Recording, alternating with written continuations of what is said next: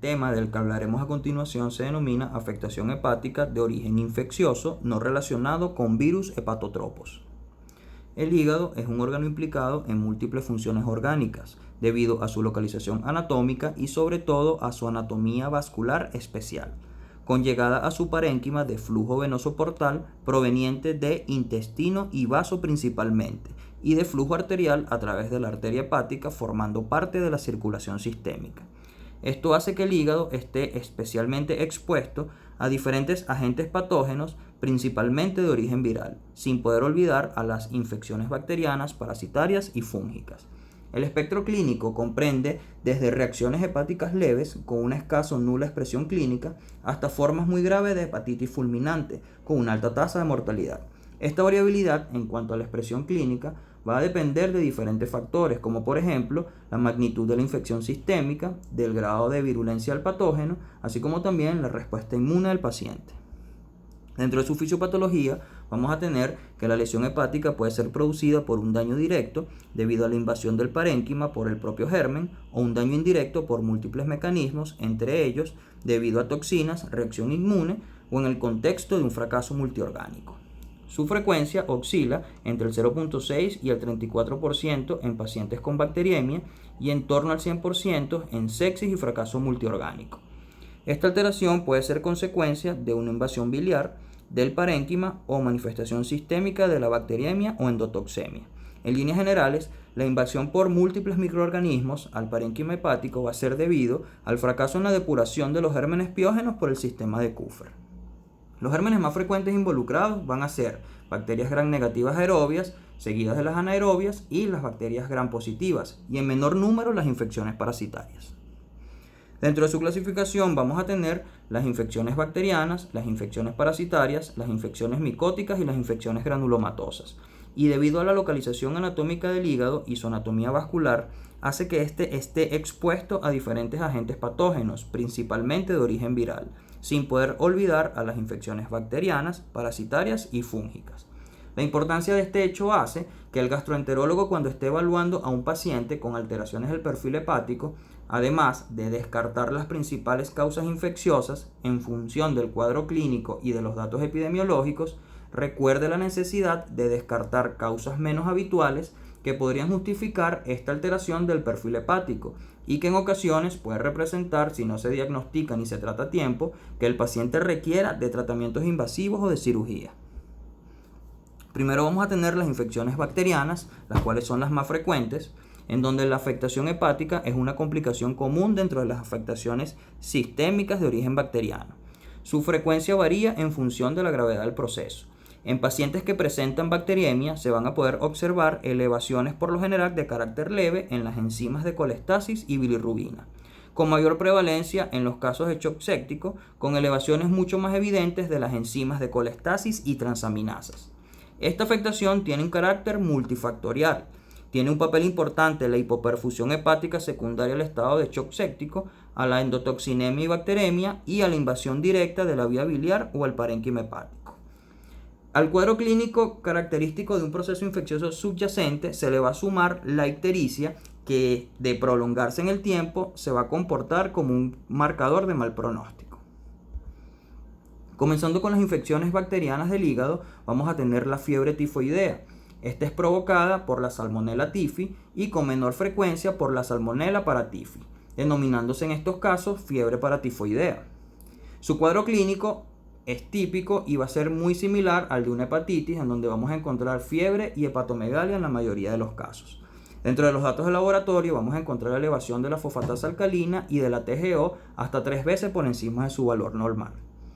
El diagnóstico se realiza aislando la bacteria en cultivos, tanto en sangre como en heces, o por un incremento de títulos de aglutininas frente al antígeno O de la salmonela. Y en cuanto a la histología, es característica la presencia de focos de necrosis focal con un infiltrado mononuclear, hiperplasia de células de Kupffer y una moderada colestasis. Luego vamos a tener la infección por yersiniosis. Esta es causada por la Yersinia enterocolítica, la cual es un bacilo gram negativo responsable del cuadro clínico de la yersiniosis. Este va a consistir en ileocolitis en niños y en ileitis terminal y adenitis mesentérica en adultos. Y esto es importante a la hora de hacer un diagnóstico diferencial. La afección hepática va a ser muy rara y suele aparecer en el contexto de una sepsis generalizada, con aparición de accesos viscerales múltiples. Además, se puede desarrollar poliartritis reactivas, eritema nodoso, síndrome de Reiter, y en los niños es una infección autolimitada y en la mayoría de los casos no precisa tratamiento. Vamos a tener otras infecciones entéricas, como es el caso de la infección por Shigella y Campylobacter, que pueden producir también afectación hepática en forma de fiebre, ictericia y hepatomegalia. La histología va a ser similar a la afectación por salmonela y en algunos casos se le puede asociar una intensa colestasis. Dentro de las bacterias productoras de toxinas tenemos microorganismos como Clostridium perfringens, Staphylococcus aureus, en donde la afectación hepática puede deberse al desarrollo de una sepsis bacteriana o observarse dentro del cuadro clínico de un shock tóxico estafilocóxico, cuyo responsable de este cuadro van a ser las endotoxinas. La afectación hepática va a consistir, al igual que en otros órganos, en la presencia de accesos múltiples y granulomas. En la afectación hepática por neumonías bacterianas vamos a encontrar primero la legionela, también vamos a encontrar el micoplasma y el Streptococcus pneumoniae, donde tenemos que en el curso de una neumonía neumocóxica puede aparecer elevación de las transaminasas, de las enzimas de colestasis y la bilirrubina, ya sea por origen colestásico o por hemólisis.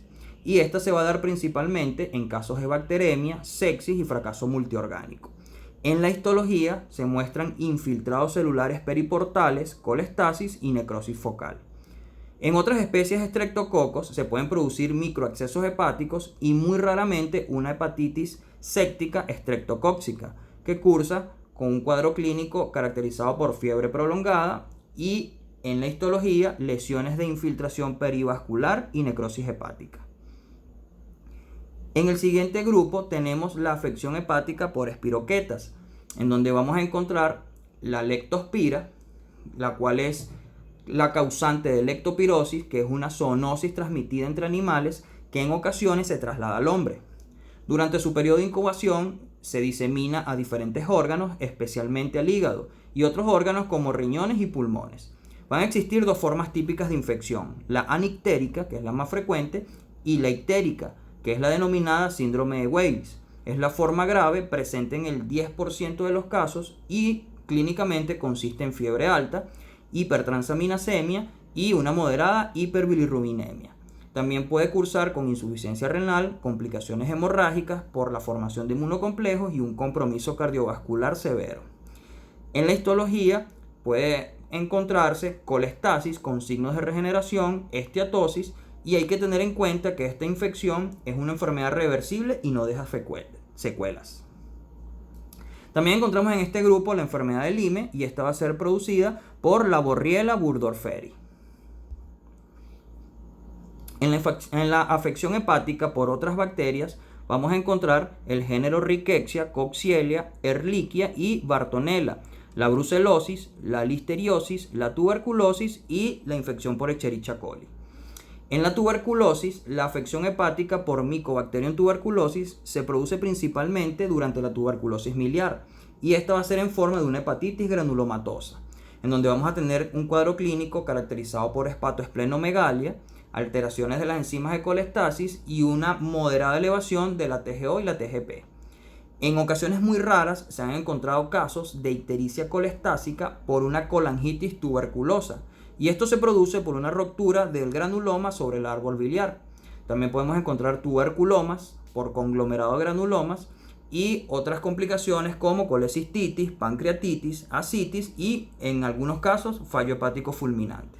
En la biopsia vamos a encontrar infiltrados micronodulares, esteatosis, hepatitis reactivas y presencia de granulomas. En la infección por Escherichia coli es causa frecuente del shock séptico, por lo que provoca una afección hepática de origen isquémico, pero también puede deberse a una invasión directa y por producción de endotoxinas. En la afección hepática por enfermedades de transmisión sexual vamos a encontrar sífilis, Neisseria gonorrea, la cual típicamente provoca una cervicitis, pero en ocasiones se desarrolla un cuadro de enfermedad pélvica inflamatoria complicada con una perihepatitis que es denominada síndrome de Pitt-Hughes-Curtis, que consiste en un dolor en hipocondrio derecho, en fiebre, en hepatomegalia, y en la auscultación abdominal podemos encontrar la presencia de un roce sobre la superficie hepática. La patogenia de esta enfermedad es una peritonitis localizada y esto va a ser producida por una diseminación hematógena.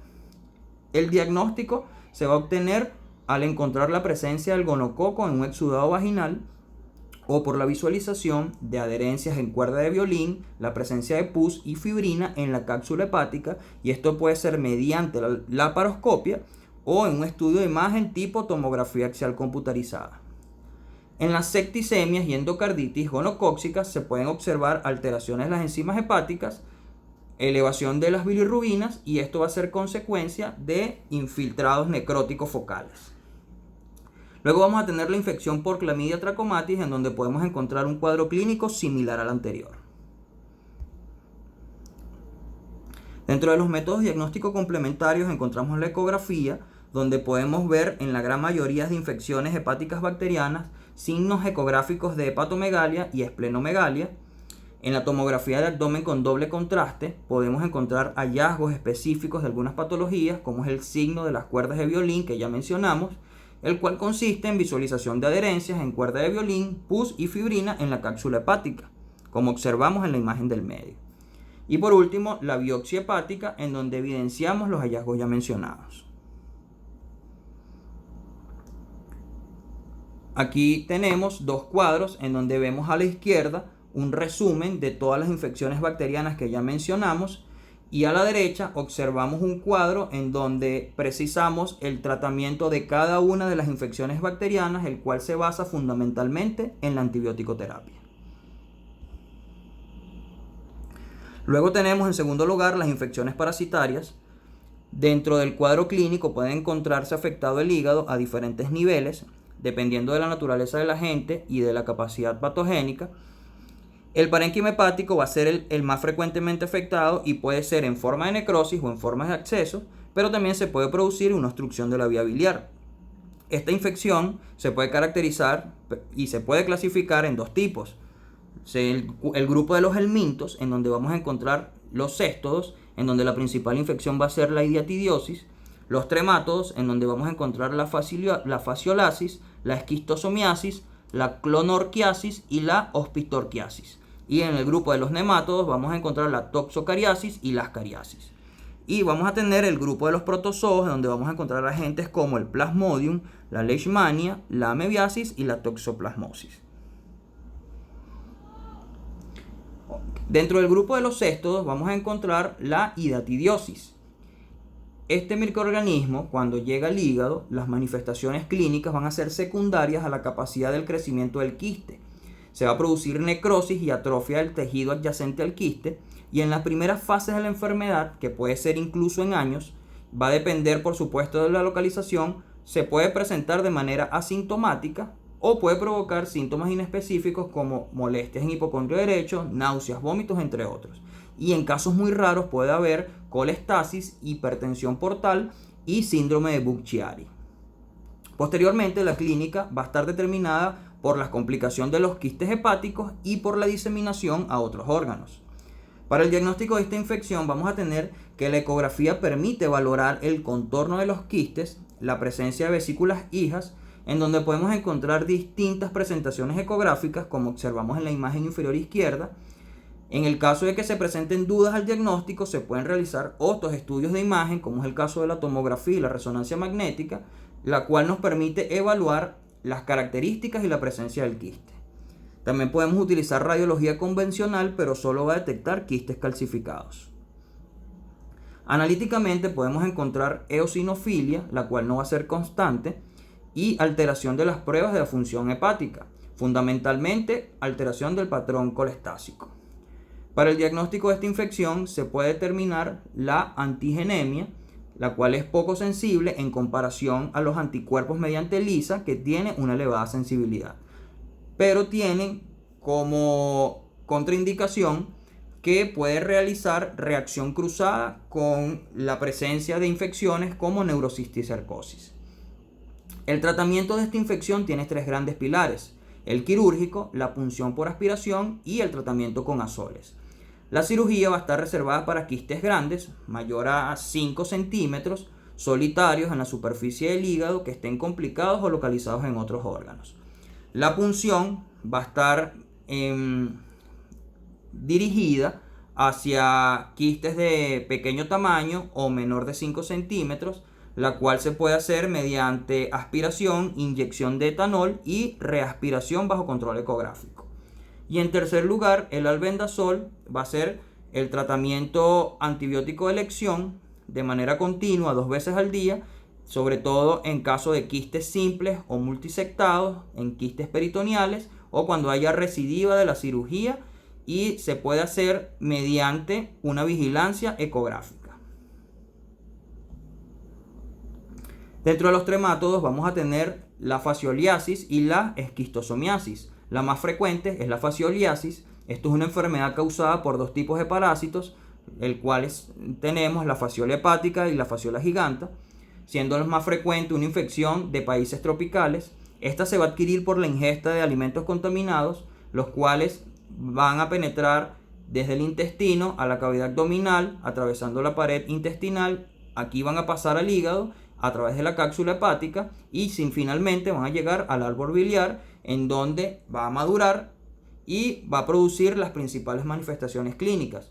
Esta va a estar dada por 3 fases. Una fase aguda, en donde vamos a encontrar fiebre, dolor en hipocondrio derecho, hepatomegalia con ictericia, anorexia, náuseas, vómitos y marca de eosinofilia, y comienza aproximadamente a las 10 semanas de la ingesta. Una fase crónica latente, generalmente asintomática, que se produce por la llegada del parásito a los conductos biliares y puede durar meses o años. Y por último, la fase crónica obstructiva, en donde la clínica se debe a la obstrucción de la vía biliar extrahepática y consiste en un cólico biliar, en colangitis, en colelitiasis, ictericia obstructiva y una eosinofilia variable. El diagnóstico de esta infección se realiza en fase aguda mediante pruebas serológicas como el ELISA, y en fase latentes y crónicas por la visualización del parásito en heces y por aspirado duodenal. Y el tratamiento va a ser mediante triclavendazol.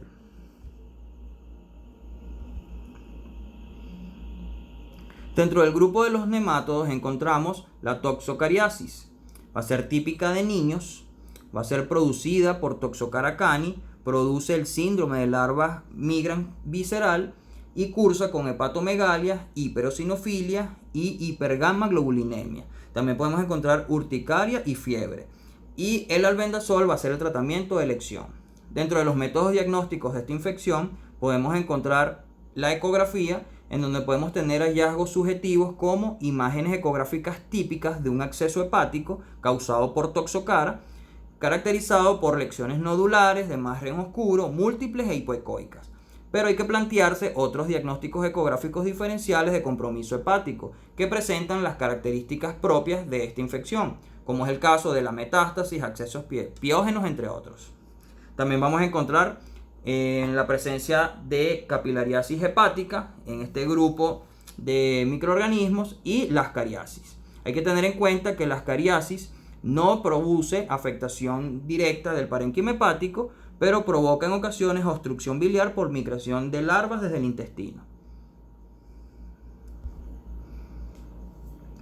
Dentro de los protozoos podemos encontrar la leishmania, la amebiasis, la cual es una infección del colon producida por entamoeba, que puede oscilar desde formas asintomáticas producidas por la entamoeba dispar a procesos diarreicos crónicos o formas fulminantes, la cual la principal causante es la entamoeba histolítica.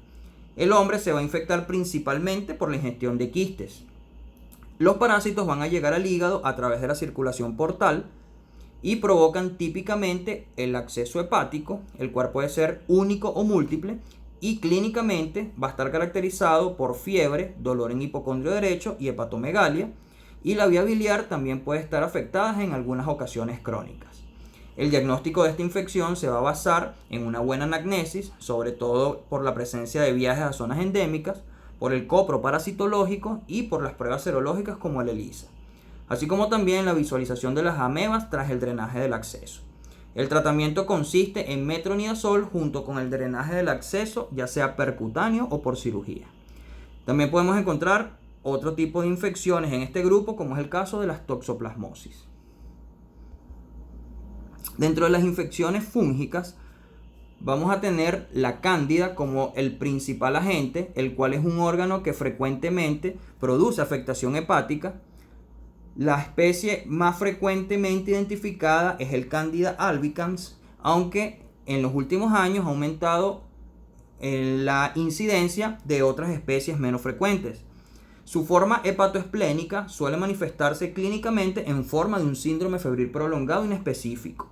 En ocasiones puede presentar una hepatoesplenomegalia y es poco frecuente la aparición de una hepatitis bioquímica y presencia de alteración del patrón colestásico y episodios de colangitis. Puede haber elevación de fosfatasa alcalina y puede persistir esta alteración durante meses. Dentro del diagnóstico por pruebas de imágenes, vamos a tener en cuenta que son claves en el diagnóstico y permiten objetivar múltiples accesos hepáticos y esplénicos. La afección concomitante del hígado y vaso, que aparece en más de los 2/3 de casos, va a estar caracterizada por una imagen en rueda dentro de rueda, y esto va a ser característico de los accesos que pueden estar presentes en los múltiples métodos de imagen. Deben orientar hacia esta etiología y el diagnóstico, por supuesto, debe confirmarse mediante el cultivo microbiológico y la biopsia. El tratamiento de elección suele consistir en una terapia secuencial basada en la administración de anfotericina B endovenosa, así como también, en casos más leves, de fluconazol vía oral. En los accesos hepáticos fúngicos se presentan fundamentalmente en pacientes inmunosuprimidos, siendo de alto riesgo aquellos pacientes trasplantados, sobre todo trasplantes de hígado, que han requerido de una reintervención quirúrgica de la arteria hepática o de la vía biliar. La mayoría de las veces el agente principal es la cándida, aunque en otros casos menos frecuentes pueden estar presentes múltiples microorganismos y normalmente son menores de 2 centímetros. Luego tenemos el acceso hepático amebiano. Esto es una complicación de la infección por amebiasis, donde encontramos en su fisiopatología que los pasos iniciales en la invasión tisular van a ser producto de la acción de las proteasas presentes en los trofosocitos, y estas van a ser capaces de degradar los componentes de la matriz extracelular, tales como la fibronectina y la laminina, y esto va a activar el sistema del complemento. Dentro de los signos y síntomas de esta complicación vamos a tener que varían de acuerdo con la gravedad de la enfermedad, y algunas características van a ser el inicio abrupto, con una fiebre de 38 a 40 grados centígrados, va a estar acompañada de escalofríos, diaforesis profusa, y vamos a tener que casi todos los pacientes describen un dolor intenso y constante en el cuadrante superior derecho. Este se irradia a la región escapular y hombro derecho, y el dolor se puede incrementar con la tos, la respiración profunda y con el recostarse del lado derecho. La mayoría de los pacientes va a tener una leucocitosis acentuada, puede presentarse una reacción leucemoide, y la fosfatasa alcalina se encuentra elevada en la mitad de los pacientes. La anemia y la elevación de los valores de bilirrubina pueden observarse en la tercera parte de los casos. La elevación de las transaminasas también es un hallazgo pero puede ser muy poco frecuente, y la hipoalbuminemia también puede aparecer de manera ocasional. Para el diagnóstico hay que tener en cuenta que los anticuerpos contra la ameba están presentes hasta el 90% de los pacientes, y la hemaglutinación indirecta y la técnica de ELISA son las pruebas de elección más utilizadas para el diagnóstico. El ultrasonido es el estudio diagnóstico de primera elección dentro de los estudios de imagen, y en este caso vamos a observar una lesión ocupante de espacio que se observa hasta en el 75 a 90% de los pacientes. La lesión que vamos a encontrar va a ser una lesión redonda u oval con márgenes bien definidos sin ecos periféricos prominentes. Estas lesiones son primariamente hipoecogénicas, y en la tomografía se van a mostrar como lesiones hipodensas con márgenes blandos y un anillo periférico de reforzamiento.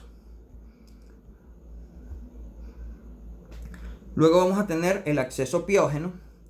Estos van a ser accesos viscerales, los cuales van a ser más frecuentes que los accesos amebianos. La incidencia es de 2 a 3 casos por cada 100.000 habitantes y como factores de riesgo vamos a tener la diabetes mellitus, la cual va a aumentar el riesgo hasta 3 a 6 veces, la patología pancreatobiliar y la inmunosupresión. Otras vías de infección son la hematógena, la contigüidad y secundario traumatismos y procedimientos hepáticos ablativos. La mayoría de estos accesos van a ser polimicrobianos y van a incluir bacterias entéricas y anaerobios. Estos van a variar según la geografía y el escenario clínico, siendo los patógenos más comunes la Klebsiella, las Pseudomonas, la Escherichia coli, el Streptococcus y el Estafilococcus. Y esto es debido a la dificultad en el cultivo de los anaerobios y se reporta el diagnóstico hasta en menos del 40% de los casos. La presentación clínica es subaguda, puede durar de días a semanas de evolución. La presentación sintomática más frecuente es la fiebre, el dolor abdominal en cuadrante superior derecho. Vamos a tener también presencia de síntomas inespecíficos como náuseas, vómitos. Si el acceso es adyacente al diafragma, el paciente puede presentar un dolor preurítico, tos, disnea dentro de las manifestaciones clínicas y algunos pacientes pueden debutar incluso con un shock séptico, principalmente aquellos que tienen obstrucción biliar y colangitis como complicación. También podemos encontrar otros hallazgos al examen físico como hepatomegalia, sensibilidad en hipocondrio derecho e ictericia. Dentro de la analítica es fundamental la presencia de leucocitosis y alteración en los reactantes de fase aguda. En el perfil hepático lo más constante es la elevación de las transaminasas y una moderada elevación de las fosfatasas alcalinas. Dentro de los estudios de imagen podemos encontrar que en la radiografía de tórax se puede mostrar una elevación del hemidiafragma, en algunos casos derrame pleural, atelectasias basales, entre otros hallazgos. El diagnóstico definitivo se va a establecer con imágenes y la punción de la colección intrahepática. La tomografía axial computarizada es el diagnóstico de imagen de elección, permite identificar lesiones muy pequeñas. Incluso puede establecer una ubicación precisa, reconocer la presencia de aire, además de la elevación de los órganos de la cavidad abdominal y pélvica. Hay que tener en cuenta que van a ser lesiones hipodensas, bien definidas y van a estar rodeadas por un halo edematoso. Y en menos del 20% pueden presentar un anillo periférico que capta contraste. En la ecografía abdominal vamos a tener en cuenta que es un método de gran utilidad, es de bajo costo y no necesita el uso de contraste. Él nos va a permitir una óptima evaluación de la vía biliar y el acceso se va a observar hipoecogénico con respecto al parénquima. Puede tener un refuerzo posterior, como observamos en la imagen central. Y por último, la resonancia magnética va a tener una discreta mayor sensibilidad en comparación a la tomografía. Y hay que tener en cuenta que el tratamiento antibiótico de esta complicación hay que instaurarlo precozmente y hay que cubrir gram positivos, gram negativos, aerobios y anaerobios. Aquí tenemos un cuadro comparativo de ambos accesos en donde gran mayoría de las manifestaciones clínicas son similares, pero hay que tener en cuenta que el diagnóstico puede hacerse mediante métodos distintos. El tratamiento del acceso hepático amebiano va a estar basado en metronidazol, en la erradicación tisular, y en iodoquinol, en la erradicación luminal. Y el acceso hepático piógeno vamos a tener que puede estar conformado por múltiples esquemas de tratamiento, en donde en el esquema de primera línea vamos a tener cefalosporinas de tercera generación más metronidazol. En el esquema de segunda línea podemos hacer monoterapias con fluoroquinolonas y también podemos hacer monoterapias con carbapenémicos.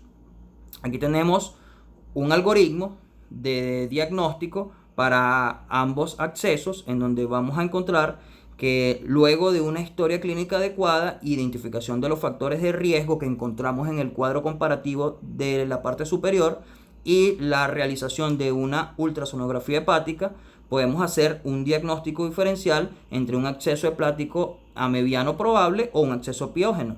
Si tenemos un acceso amebiano, hay que hacer una serología para ameba y si tenemos la presencia de esta serología positiva y cultivos negativos, entonces hay que iniciar tratamiento con metronidazol. En el caso de que tengamos una aspiración diagnóstica y un cultivo positivo para organismos polimicrobianos, hay que iniciar tratamiento antibiótico. Esto es todo. Muchísimas gracias.